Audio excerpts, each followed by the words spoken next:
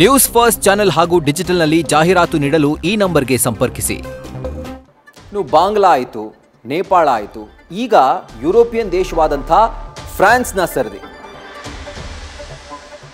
France ಸರ್ಕಾರದ ವಿರುದ್ಧ ಅಲ್ಲಿನ ಜನರು ತಿರುಗಿ ಬಿದ್ದಿದ್ದಾರೆ. ಬ್ಲಾಕ್ ಎವ್ರಿಥಿಂಗ್ ಈ ಹೆಸರಲ್ಲಿ ಜನರು ಪ್ರತಿಭಟನೆಯನ್ನ ಮಾಡ್ತಾ ಇರೋದು. ಅವರು ಅಷ್ಟೇ ಸಿಕ್ಕ ಕಟ್ಟಡಕ್ಕೆ ಬೆಂಕಿ ಹಚ್ತಾ ಇದ್ದಾರೆ, ರಸ್ತೆಯನ್ನು ಬಂದ್ ಮಾಡ್ತಾ ಇದ್ದಾರೆ, ರೈಲು ಸಂಚಾರಕ್ಕೆ ತಡೆಯೊಡ್ತಾ ಇದ್ದಾರೆ. ಪ್ಯಾರಿಸ್ ಸೇರಿ ಹಲವು ಕಡೆ ಪ್ರತಿಭಟನಾಕಾರರು ಬೀದಿಗಿಳಿದು ಪ್ರೊಟೆಸ್ಟ್ಗಳನ್ನ ಮಾಡ್ತಾ ಇದ್ದಾರೆ. ಇನ್ನು ಈ ಒಂದು ಪ್ರತಿಭಟನೆಯನ್ನ ತಡೆಯೋಕೆ ಹತ್ತಿಕ್ಕೋಕೆ ಸುಮಾರು 80,000 ಪೊಲೀಸರನ್ನ ಅಲ್ಲಿನ ಸರ್ಕಾರ ನಿಯೋಜನೆ ಮಾಡಿದೆ.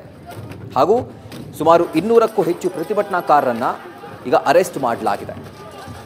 ಫ್ರಾನ್ಸ್ನಲ್ಲೂ ಕೂಡ ಏನು ಭಿನ್ನವಾದಂಥ ಸೀನ್ಗಳಿಲ್ಲ. ಬಾಂಗ್ಲಾಗೆ ಅಥವಾ ನೇಪಾಳಕ್ಕೆ ಭಿನ್ನವಾದಂಥ ದೃಶ್ಯಗಳೇನು ಕಾಣಿಸ್ತಾ ಇಲ್ಲ. ಅಲ್ಲೂ ಕೂಡ ಅದೇ ಥರದ ಒಂದು ಅರಾಜಕತೆ ಸೃಷ್ಟಿಯಾಗಿರೋದು. ಪ್ರತಿಭಟನಾಕಾರರು ಬೀದಿಗಿಳಿದು ಪ್ರತಿಭಟನೆಯನ್ನು ಮಾಡ್ತಿದ್ದಾರೆ. ಸಿಕ್ಕ ಕಟ್ಟಡಗಳಿಗೆ ಬೆಂಕಿಯನ್ನು ಹಚ್ತಾ ಇದ್ದಾರೆ. ಬ್ಲಾಕ್ ಎವ್ರಿಥಿಂಗ್ ಅನ್ನುವಂಥ ಮೂವ್ಮೆಂಟನ್ನು ಅಲ್ಲಿನ ಜನರೇ ಶುರು ಮಾಡಿದ್ದಾರೆ. ನ್ಯೂಸ್ ಫಸ್ಟ್ ನಿರ್ಭೀತಿಯಿಂದ ನಿಮ್ಮ ಪರವಾಗಿ.